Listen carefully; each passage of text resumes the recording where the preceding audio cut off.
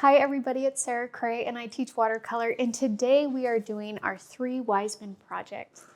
We have Michael here working the cameras. Well, hello. And he is my husband. And we have our dog Birdie here who loves to hang out with us, so she'll be here too. And I'm going to be doing this project in 4 steps. So our very first step is we are going to paint our sky. Our second step is we are going to do our city midground layer. Our third step is we are going to do our foreground silhouette. And our very last step is we will be putting in our stars in our sky. The supplies that I'm using, I have my Princeton Velvet Touch round 4, round 10, and the LMA 3/4 inch brush. I got a heat it craft tool so I can heat and dry layers before painting and moving on to the next step. You can use one of these or you could just let it air dry. I have all my paint colors here, my bleed proof white, my salt, which we're going to use in the sky, and our Holbein soft tape. I taped the card as it was already folded because it's just easier for me to see how thick the borders are around all 4. But if it's easier for you to paint the cards laying flat, that's just fine too. Just make sure you're painting on the right side so then when it's folded, it's not upside down or anything, which I've done. Should we just get into it? Let's do it. Let's do it. Okay, so I've already transferred my outline onto my card. I trimmed out the outline just so I can actually see placement-wise on the card where it's gonna go. I use graphite paper to transfer it, but you guys can use a light box or whatever it is that you have to transfer. And I am going to start by using either my 3/4 inch or my round, whatever's easier. And I'm going to paint my sky. Now, before we get started, we need to do our oath. So if you can raise your right hand and repeat after me. I promise to be kind to myself. I promise to be kind to myself. I promise not to compare my work. I promise not to compare my work. And I promise to have fun. And I promise to have fun. And I love to start that way because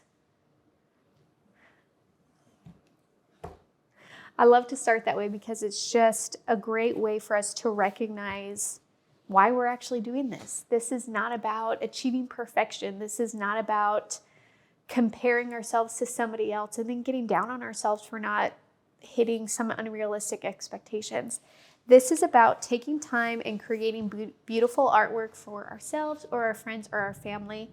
And especially with this ebook, really celebrating Christ and Christmas, right? I grew up being surrounded by images of Christ, especially around Christmas time, celebrating his birth. And so for me, these ideas are so ingrained in each other, that I can't think of one without the other. So I hope that you find joy and comfort in this. I hope you feel my intention, which is to create a sense of light and love and peace. And I hope you remember to have fun with this. You know, your family member or your friend is not expecting perfection from you. Just the fact that you're willing to paint something for them is huge, okay? All right, so I got my brush. Now, I would highly suggest doing multiple cards at once. Batch painting cards makes it so much easier and faster. And doing one step on another one, it will just make it go by so much faster. So please do that. I'm going to start by putting in my sky. I'm going to have my salt ready. And because this is a little bit wild, it's okay if it's not a smooth wash that we're doing here. So I'm going to mix a dark blue. Now I do have navy as one of my colors.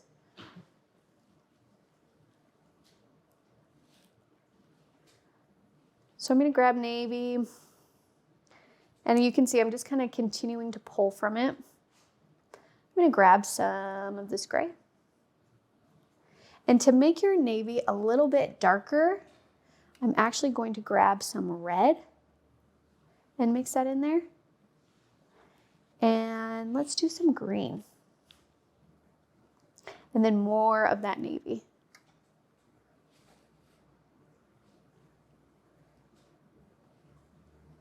So now we have a really gorgeous dark blue that we get to pull from. And let's start with that. I got it all taped off. I'm touching it down to make sure. I think my tape's a little uneven there, but that's okay. And we're just gonna go. Now again, I do have a 3/4 inch wash brush. If you would prefer to use that instead of your round, you can. Honestly, I don't think there's a huge difference between those two when it comes to doing something like this. As I'm working my way down, I'm not just adding water. I'm adding water and then also adding a little bit of this gray and a tiny bit of the lighter of the blue. So then my colors stay saturated as my values lighten. And I'm just gonna go ahead and paint right over my outline. If you need to do another layer of dark, and you can see it's okay if it's a little bit messy. I'm gonna add just a tiny bit more of this brighter blue in here just for like saturation.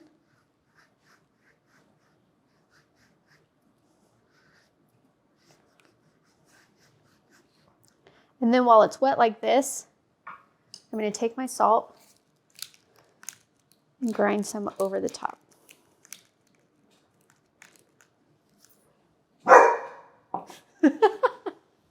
That's Birdie. Well, there you go. Saw something. And then we let it dry. Now the thing with salt is the reaction doesn't happen right away. The reaction happens as it dries. So right when you drop that salt in there, you might not see a lot, but as you can see, as I've taken my heat gun to it and started to dry it, now you start to see all these gorgeous little textures. And the whole point of this card is, if I'm being honest, the design is pretty simple. I wanted this to be a little bit more beginner friendly. And what I love sometimes about keeping designs simple is it gives you room to play with different textures and techniques, and that can carry some of the visual interest. So we don't have to do like a perfectly smooth sky. You can add salt, you can add water drops in there, color drops in there, and that's just gonna add to the overall effect of the painting without taking away from the design, which is the silhouette of these three wise men. Okay, so that feels pretty dry, that feels good. And now I'm gonna move on to step 2, which is where I'm gonna put in my mid-ground layer. And I'm gonna keep using my 10. I'm gonna grab my, I'm gonna use more of the blue in this to get that kind of brightness and saturation.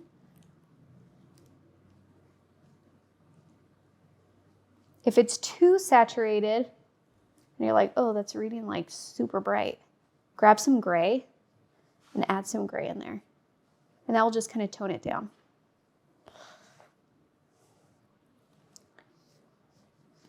I added water to kind of lighten up that value.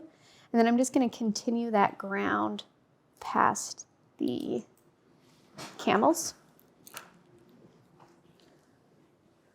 Yeah.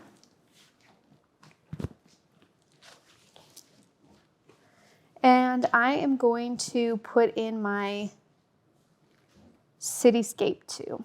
The lights we'll put in later, so don't worry about that.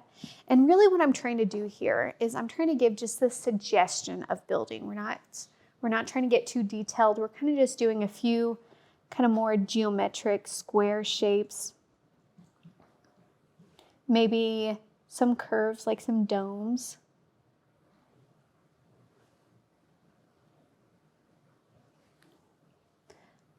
Nothing too crazy. I'm just going to kind of blend it all out. And if you want, you can actually have this color continue down all the way to the bottom. Part of me feels like a tiny bit sad that, like on my example here, I have so much gorgeous kind of texture in the night sky. I'm missing that a little bit. And so we could do a couple things. One, you could just leave it and just be like, that's fine, I'm painting 10 of these anyway, so I'll just try to be more aware on my next one. Or because it's bloom and texture, we can add that in now. And if it creates a bloom or like an unevenness, that's okay, because that's kind of what we're going for anyway. So I'm just gonna create some stronger, like a medium wash using more of this saturated blue. And I'm just gonna paint over the salt.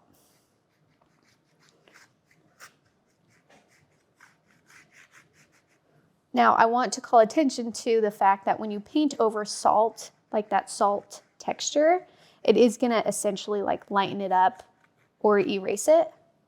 And I'm okay with that. I know that that's happening. And because I want to create like an imperfect wash anyway, I'm okay with that. Oh, that feels better to me. I just really loved how imperfect that background was. I wanted to put that back in. You could even lift some of the color out.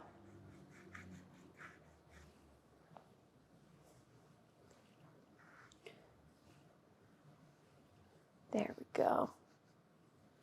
That just feels more interesting to me. And if you want to try and apply salt again, you can. I have mixed results with this where when I do a salt wash, let it dry, paint on top of it, and salt it again. Sometimes the salt shows up, sometimes it doesn't, but I feel like it's worth a shot.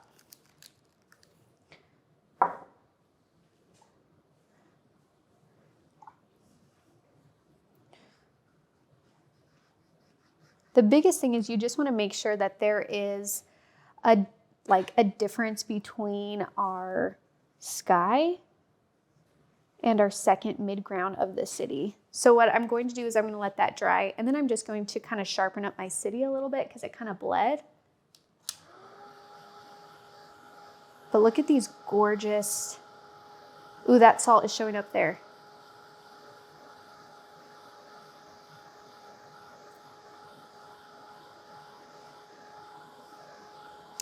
I think the reason why I love the unevenness, one, is I think it brings visual interest, and two, I think it makes the viewer go, oh, is that continued ground? Is that clouds? Is that, you know, like what's happening there? I think it's kind of fun, the ambiguities sometimes. Okay, that feels pretty dry. I'm gonna take my 4 and a little bit of a darker blue, just a little bit, not a lot. And I'm just gonna kind of go back and sharpen up some of my buildings. Now, again, this is just suggestion. It's more gestural, which means I'm not like fully fleshing out the three-dimensionality of these buildings.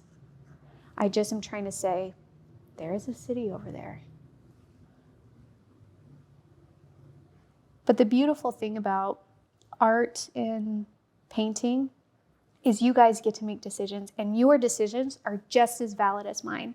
So if you're like, I actually really want, you know, this area to be a bit more defined, or I like doing buildings, or you know what I mean? Like, you can switch this up and make this yours, no problem. And I love to see it. So much of being an artist, I think, is not necessarily, part of it is learning the skills so you can do what you want to do. But I think so much of it is actually gaining the confidence to be okay with the choices that you want to make. As a beginner, we sometimes think, like, what right do I have to make this decision? I don't know what I'm doing. I could look silly, or I could mess it up, all of these things. But really, you come to find out that as an artist, you can do whatever you want, and there are no rules, you know? And so I think so much of learning is just learning to trust yourself. All right, I feel good about that. I'm gonna let that dry.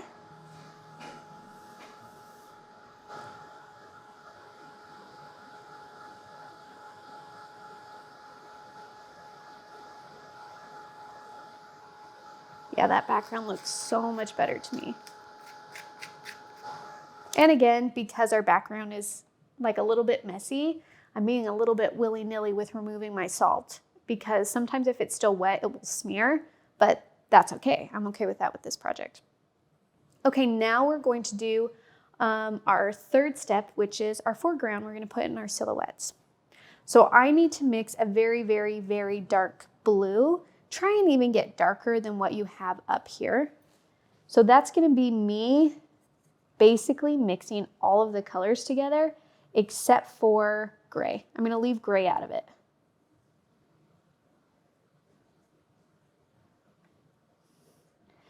Now, as you'll see that as you introduce new colors into this mixture, it's gonna give your overall mixed color a different hue. For example, when we add yellow or green, it makes it look more green. When we add red, it makes it look more purple. You want to make sure that the underlying color underneath this dark value is blue. So if you need to go in and add more of the sky blue or the navy to make sure it's reading that, that's what I do. Okay, now that I have my dark blue, I'm going to go in and put in my ground. Now, I will say that I lost my outline just a little bit, so I'm just going to kind of wing it.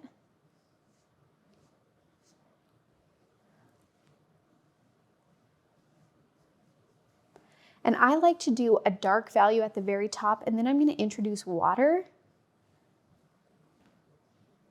And look how gorgeous that blue is.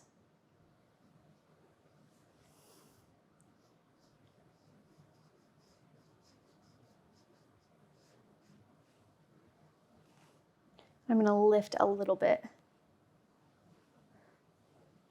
just to bring some light in.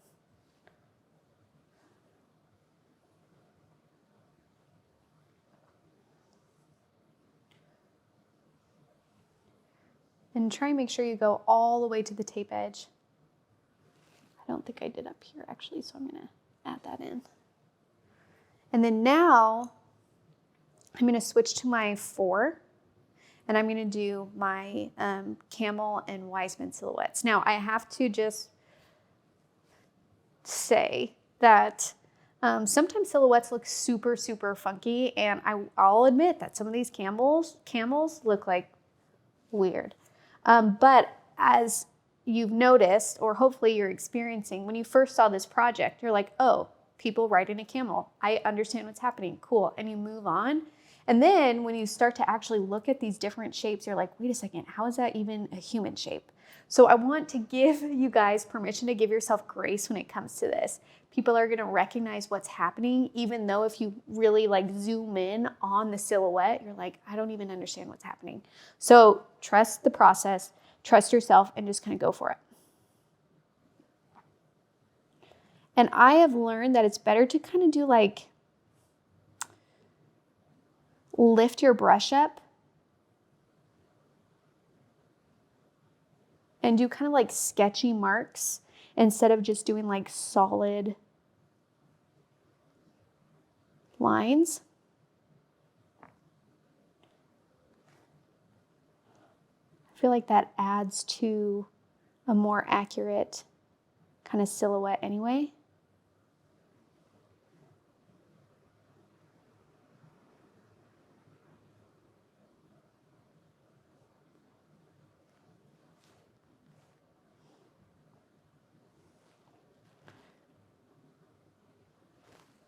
And the reason why I really love this 4 is I can, even though it's like a larger brush, I could actually get a really gorgeous thin line with it.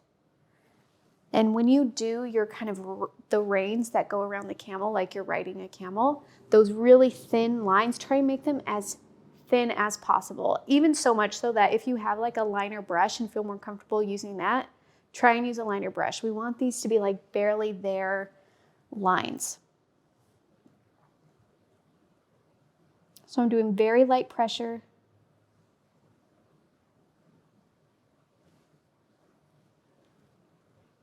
My neck looks a bit weird, so I'm just gonna shape it.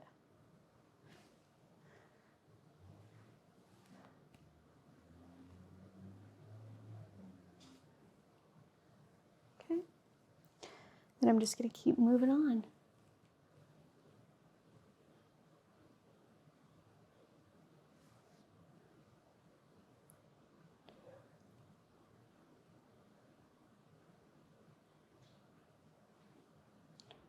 And I kind of went with more like hooded figures, carrying like packs and stuff.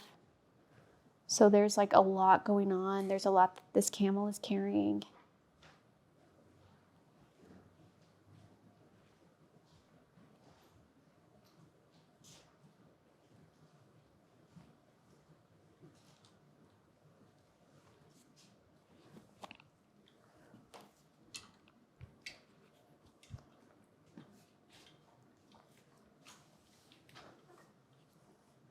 And don't forget the really, really fine, thin reins. Now, if you lose a little bit of control with your brush, that way you get a thicker line than you anticipated, it's not the end of the world. Remember, our brain is doing so much of the work for us in terms of creating the animals and the shapes that they don't have to be perfect. Also, I learned with this project that camels are like really funky, kind of really difficult to get a good silhouette of them. So again, don't stress too much. That's what I'm trying to say. The evolutionary evidence points to camels evolved to be tundra animals, like in the Arctic Circle. They're like built for the tundra. Really? Yeah. They just migrated to the desert, and they kind of still worked. In the tundra, there's not very much available water either. Yeah. I mean, I guess like a frozen landscape is just as barren as a desert. barren as a desert. Yeah. Well, that's fascinating.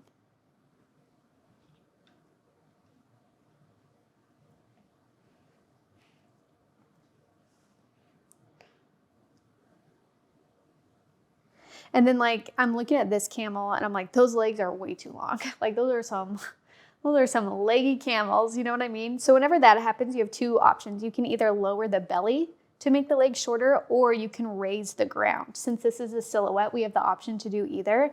I'm actually gonna raise the ground a little bit. Same, and I'm gonna raise it over here to meet that camel. And then maybe move the belly a little bit too.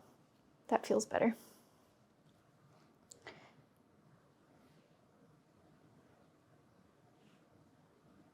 I'm going to say something and I know I'm going to regret it, because if it's not what you see yet, it's probably all that you'll see. But these just look like dinosaurs to me. Don't they? Yeah. I was choosing to believe they were from the beginning, so. Oh, really? No.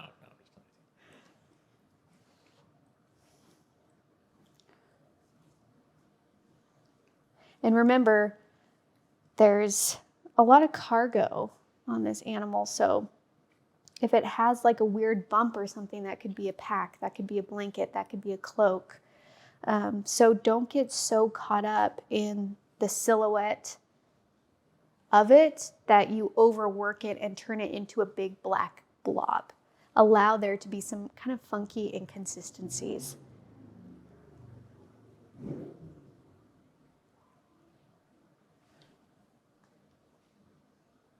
Okay, that looks good.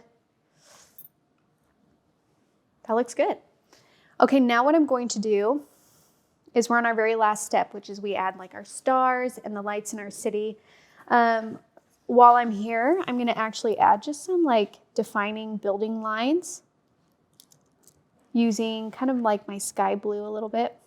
It doesn't have to be a lot, just kind of shaping. Like maybe there's a wall here.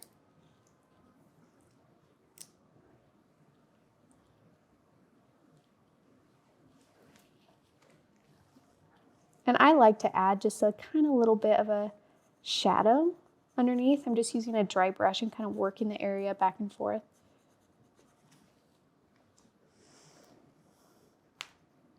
And you can see that everybody's card is going to look a little bit different. Like I would say my example here is a little bit more saturated in terms of the blue. This one feels a little bit lighter.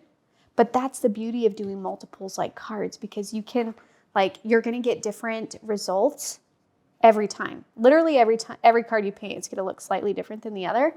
So you can use that information actually and then take that and be like, oh, I need to do another layer of blue, or I actually really liked the highlight I got in this, so I'm going to make sure I leave that alone.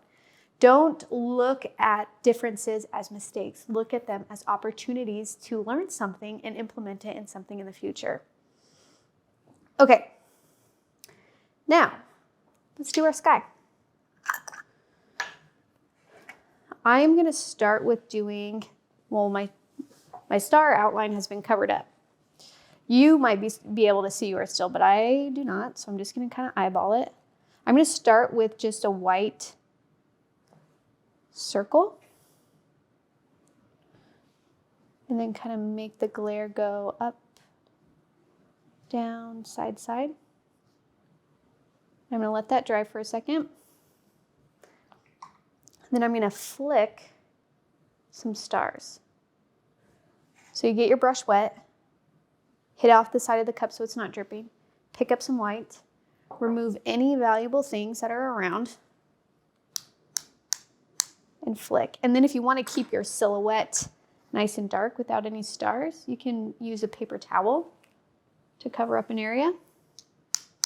Do you guys want to know how I can tell my computer versus Sarah's computer at a quick glance? Because hers has little white dots Little white dots everywhere. Especially my laptop. Okay. I feel good about that. And then what I like to do is I like to then go in and put in like pointed ones, like bigger ones. Because splattering, like because I used the 4, it got small splatters. If you use the 10, you'll get larger splatters.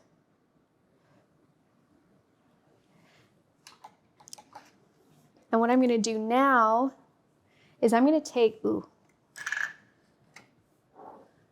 I need to clean off my yellow because I need fresh yellow. So what you do is you just get like a wet brush and just put water on there.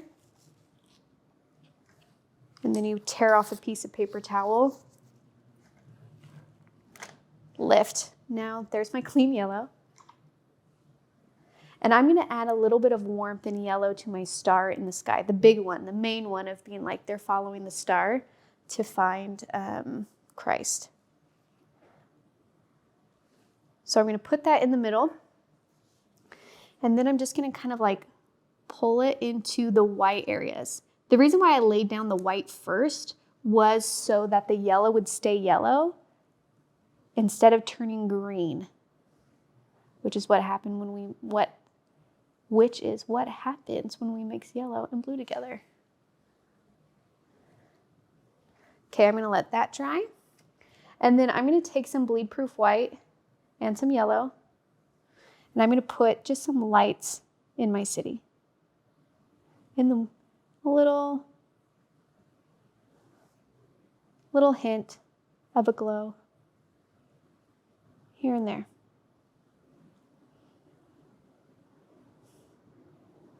There's not a lot of rhyme or reason to it, just adding that. And then I'm going to do a white star on top of the yellow. So that way it's like really, really bright, really, really like standing out from our painting.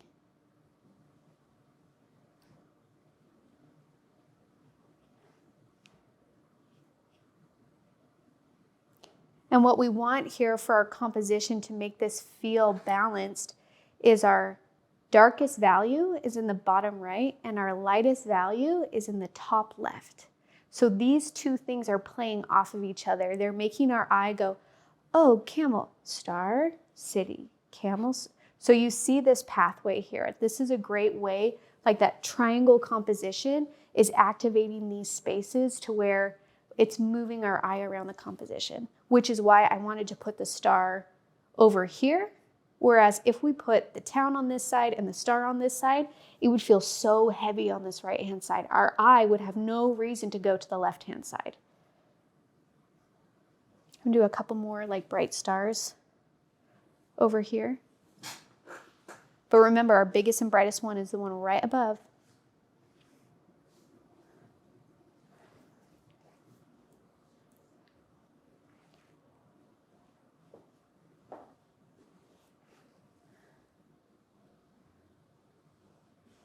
That's it. We're good, you guys. I love this project because I feel like it's easy to do a lot at once. And I feel like this one is definitely more friendly in terms of like making a lot of them because it's pretty straightforward. And it's a little beginner friendly.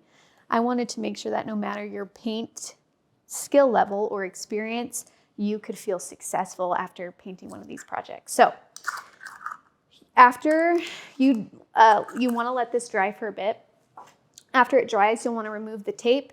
And then on here, I just took a gold gel pen and just kind of did half circles in the corners for the border, but you can do so much. You can do thin lines, you can do fun little embellishments. You can even take that gold pen and do it around the star, whatever you want. These are your cards that you're making for your family and friends. So don't stress too much about it. Have fun with it. Let each one be a little bit unique, because whoever receives them is just going to be just so thrilled. So play with it, have fun with it, experiment with it.